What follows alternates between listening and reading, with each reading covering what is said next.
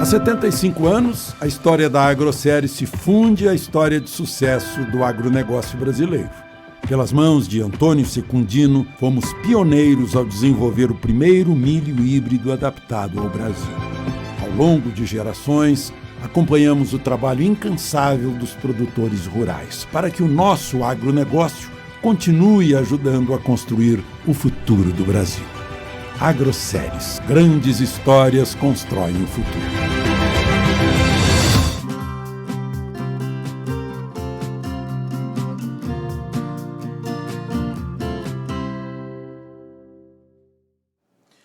Muito bem, amigos do Notícias Agrícolas, nosso destaque agora é o preço da carne bovina brasileira, em especial o preço no mercado internacional.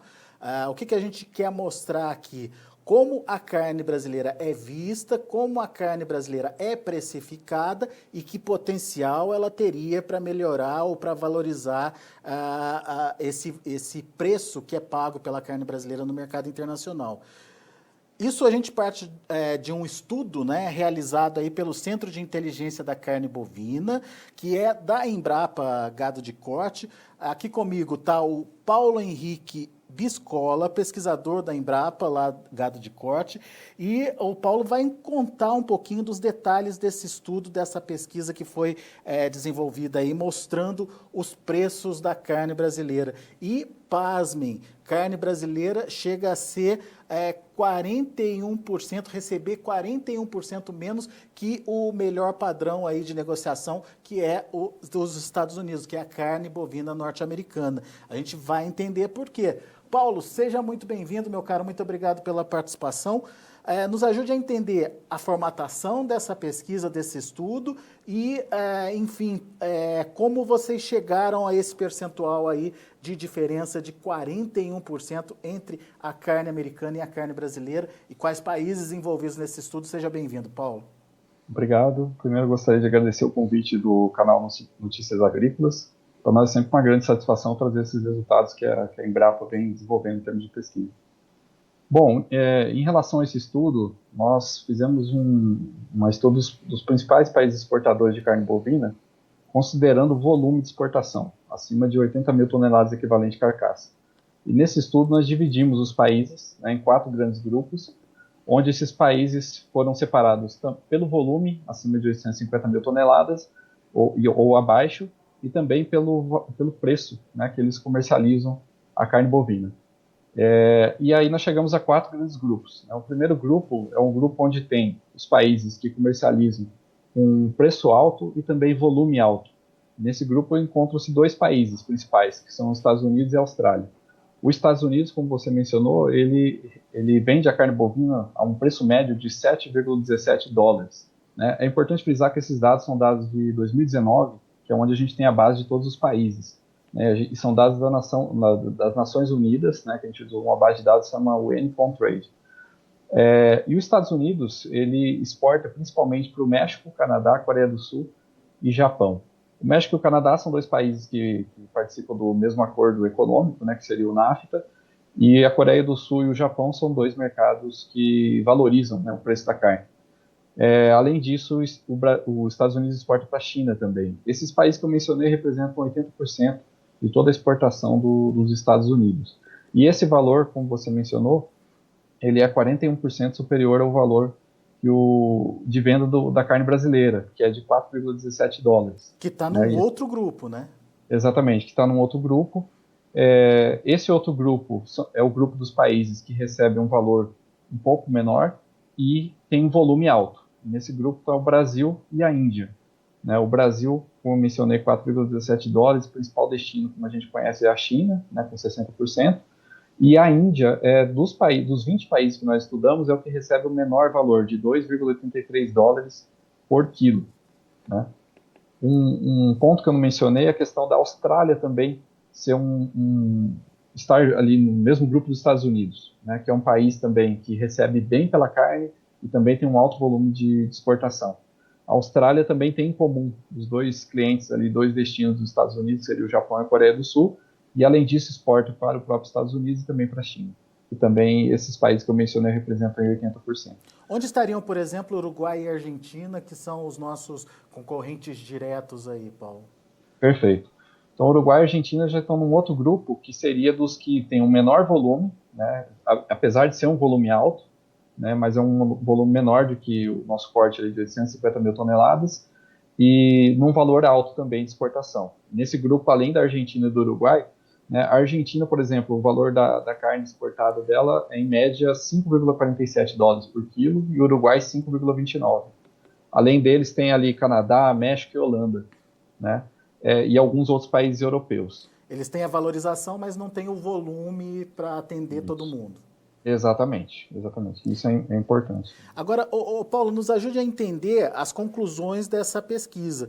Por que o Brasil tem um preço tão diferente? A gente sempre ouve falar da qualidade da carne brasileira, da competitividade que tem, do fato de produzir a pasto, enfim, que isso seria uma vantagem no mercado internacional. E por que na hora de vender isso não é refletido?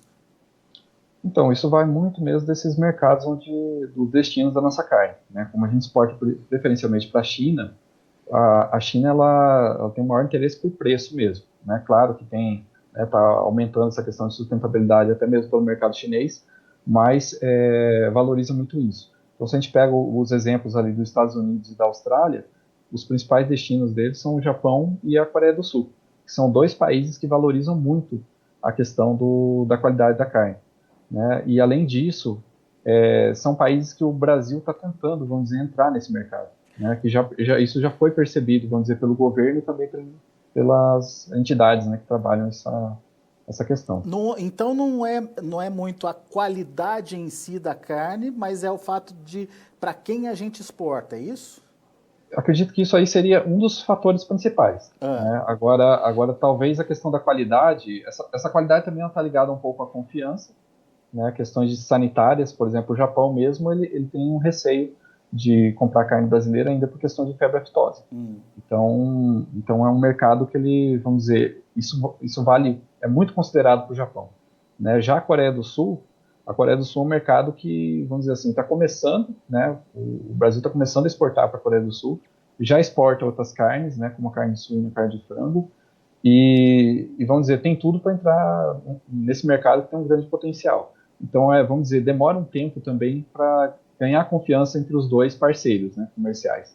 Agora, a partir dessa confiança estabelecida, isso deve aumentar. Uma outra questão é a União Europeia. Né? A União Europeia também é um mercado onde o Brasil não consegue, né, ou tem dificuldade, né, de exportar até mesmo toda a cota Hilton que já existe hoje, que ela é menor do que a do Uruguai e da Argentina. Né? Mas, por exemplo, nesse outro caso, né, a União Europeia mesmo tem aquele acordo que está sendo firmado com o Mercosul, né, onde vai ser aumentado também o limite da cota Hilton, né, para os países do Mercosul, claro que entra também a Argentina e o Uruguai, mas o Brasil é o que teria maiores condições de ampliar a exportação. Então, entrando também no mercado europeu, o Brasil tem mais condições também de receber um maior valor. Então, digamos assim, embora o preço, né, que é recebido no momento, ele está abaixo, existe um potencial de crescimento desse preço de acordo com conforme os acordos, né, que vão ser estabelecidos, esses acordos comerciais. Você falou que os compradores fazem parte de um dos fatores que elevam aí a cotação. O tipo de carne vendida também, isso é levado em conta na hora da formação dos preços?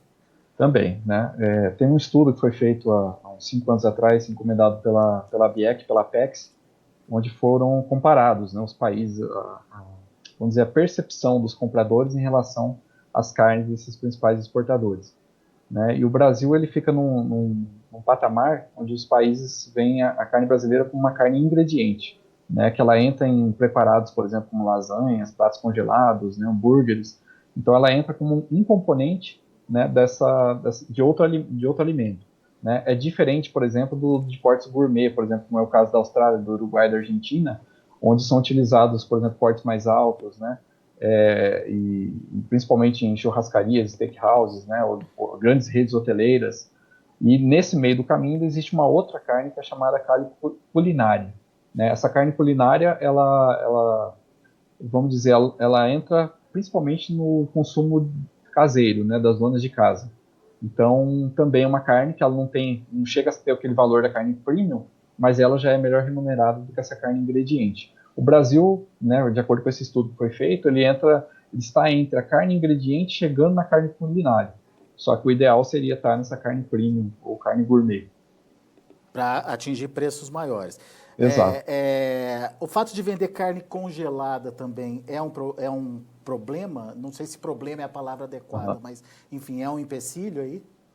Ele é um empecilho, mas isso daí depende também dos países que estão importando, né? Então, muitas vezes o país ele já coloca essa condição que ele fala, olha, só compro do Brasil se for da carne congelada ou a fresca e refrigerada, né? Então, a carne fresca e refrigerada, ela é melhor remunerada.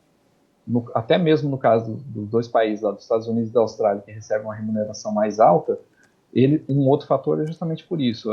O maior percentual, não é que é o maior percentual, em relação ao Brasil, eles têm um maior percentual de exportação de carne fresca e refrigerada do que o Brasil, né? Então, por exemplo, só para ter uma ideia, os Estados Unidos é quase meio a meio, né? Ele exporta 45% de carne fresca e resfriada e 55% de congelada, né? E o Brasil, ele já é o contrário. O Brasil já seria 10% de fresca e resfriada e 90% de congelada. Uhum.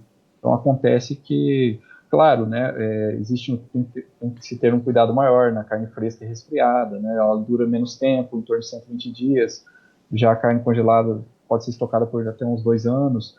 Então, assim, existe toda uma diferença também até na questão logística e até para quem está comprando essa carne, em termos de escoamento depois. Bom, resumindo, pelo que eu entendi, me corrija se eu estiver errado, tem muito fator imagem do Brasil lá fora ainda para ser recuperada e, enfim, para que a carne brasileira também consiga avançar. É isso? Sim, E, perfeito. e o que está sendo feito nesse sentido, Paulo? A gente vê várias iniciativas, né? Tanto, por exemplo, da BIEC, né, e da própria Apex, que a gente tem um programa lá, Brazilian Beef, né? Então a gente vê a participação do Brasil em feiras, exposições, né, onde são feitas degustações, né, para importadores, onde eles verificam, degustam a carne, tiram dúvidas, né, com representantes dos frigoríficos. Então, assim, esse já é um trabalho, né? Outro trabalho que tem sido feito é a abertura de caminhos feito pelo Ministério da Agricultura, né? Então a ministra Tereza Cristina, ela está à frente de várias missões, né, que já foram feitas. Um dos exemplos recentes é a abertura para o mercado da Tailândia, né, onde você começa também a partir de negociações ou de contatos, né, estabelecer essas parcerias, né, mostrar que a carne bovina tem essa qualidade, né, que não é somente esses outros mercados, e que a carne brasileira também tem muita qualidade, né, e que tem todos os cuidados, né, cuidados sanitários, que investe em melhoramento genético, né, a questão também da sustentabilidade, né, então o fato de nós produzirmos com a pasto também é um diferencial, né? Às vezes a gente acha que é muito comum, porque a gente está acostumado aqui no Brasil a esse ser o sistema de produção, mas mundo afora, né, a gente sabe que é um diferencial, né? É um diferencial, então precisa ser mais explorado, né? Então, por exemplo, na própria Embrapa a gente tem algumas iniciativas nessa direção, né? Então a gente tem a carne de baixo carbono, né, que foi lançada recentemente, e temos a carne carbono zero, né? Então são dois que a de baixo carbono é justamente considerando, explorando essa questão das pastagens. Muito bem. Bom, Japão então é uma meta para se conquistar, para se abrir o mercado. Acredito que Ele sim. acaba virando uma referência aí de consumidor exigente e, consequentemente, isso agrega valor ao preço. Com certeza. Eu acredito que a meta seria o Japão e ampliar o da Coreia do Sul, né, que foi iniciado. A gente tinha os Estados Unidos como meta que foi alcançada, né? Isso. Abriram, fecharam de novo e recentemente abriram de novo. Exato. De alguma forma, Paulo, a carne brasileira começou a ser valorizada, mais valorizada? Eu acredito que sim, né? Eu acredito que sim. A gente não chegou a fazer uma comparação com os outros anos, né? Como que estava esse mesmo cenário. A gente poderia olhar os dados de outros anos e também ver, né? Agora, por exemplo, só comparando com o estudo que eu citei da BIEC e da Apex, que foi em 2015, a gente vê que os dados, as conclusões são parecidas, né? Embora no caso deles eles fizeram entrevistas, né, para ver a percepção dos importadores. No nosso caso nós usamos dados mesmo, né, de valores, né, que foram exportados. A gente vê que a situação é a mesma, né? Ela é muito semelhante, os quadrantes são os mesmos, né? Os países envolvidos são os mesmos. E para melhorar essa participação aí, falta pouco também, né? A gente está falando de 4,17 para uma pesquisa que balizou aí em $5, é isso? Exatamente, exatamente. A média, a gente não mencionou na pesquisa que nós fizemos, nós olhamos 55 países que exportam. É claro que aí tem países que exportam uma quantidade muito pequena, mas desses 55 países, a média está em torno de $5. Então, Que é vamos dizer, considerado já um alto valor. já seria um alto valor, né? Pelo menos aqui na nossa análise. Uhum. E tem potencial para chegar lá, Paulo? Eu acho que sim, eu acredito que sim. E por conta desses fatores, né, buscando esses acordos, buscando essa melhoria de imagem, né, e continuando essa lição de casa que o produtor já vem fazendo, né, de melhorar a produtividade, eu acho que tem tudo sim para o Brasil alcançar esse patamar, sem dúvida. Legal. Muito bom, é sempre importante entender como é que o mercado funciona para que a gente possa ajustar a nossa produção aqui e nesse caso tem muito a ver com imagem, tem muito a ver com mercado que você acessa, enfim, não adianta só ter volume, ter produção, produtividade, se você não é remunerado por isso. Isso vai melhorar, inclusive, a rentabilidade do produtor no final das contas, né, Paulo? O frigorífico recebe mais, repassa isso também para o preço da arroba, enfim, é uma sucessão aí de benefícios, né? É isso mesmo. Melhora para o exportador e vai repassando para toda a cadeia, né? E, por consequência, para o próprio país, né? Legal. Como uma balança comercial favorável. Com certeza, com certeza. É mais dólar que entra no Brasil. Isso. Paulo Henrique Biscola, muito obrigado, viu, pela sua participação, pelos esclarecimentos aqui com a gente. Sempre que tiver novidade, sempre que tiver pesquisa nova, avisa a gente aqui, Paulo. Tá joia, pode deixar. Valeu. Sim. Obrigado pelo convite. Abraço para você, até a próxima. Abraço, até a próxima. Tá aí. O Paulo Henrique, ele é pesquisador da Embrapa Gado de Corte, conversando com a gente, então, sobre o preço da carne brasileira. Um estudo feito pela Embrapa mostrou que a carne brasileira o preço da carne brasileira no mercado internacional é 41% menor do maior valor praticado aí pelo mercado, que é a carne americana. 7,17 conta $4,17 por quilo.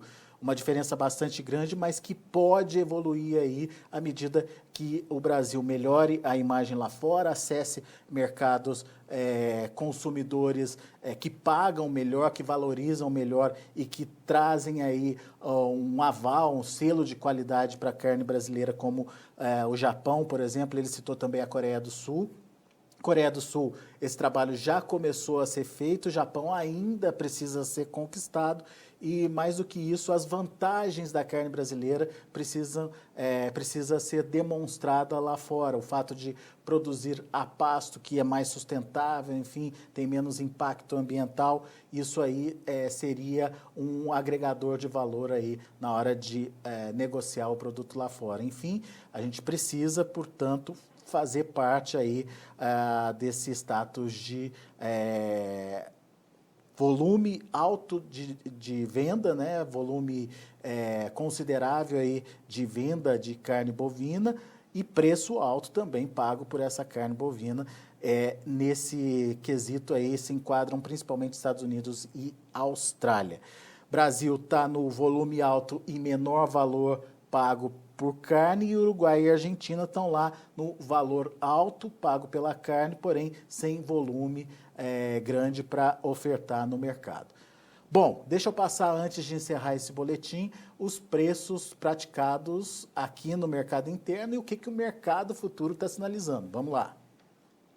Isso aí para a arroba do boi. Outubro, R$ 257,65, alta de 0,61%. Novembro, R$ 260,50, subindo 0,68%. Dezembro, R$ 259,00 por arroba, alta de 0,64%. Janeiro já cai um pouquinho, R$ 251,00, queda de 0,99%. Mercado já vendo a possibilidade de maior oferta de animal a pasto já acontecendo lá em janeiro. O boi gordo, o indicador CPEA, no estado de São Paulo, fechou ontem com alta de 0,27% a R$ 256,70. São os números do mercado do boi. A gente fica por aqui. Agradeço muito a sua atenção, a sua audiência. Na sequência tem João Batista Olive com o Tempo e Dinheiro aqui no Notícias Agrícolas.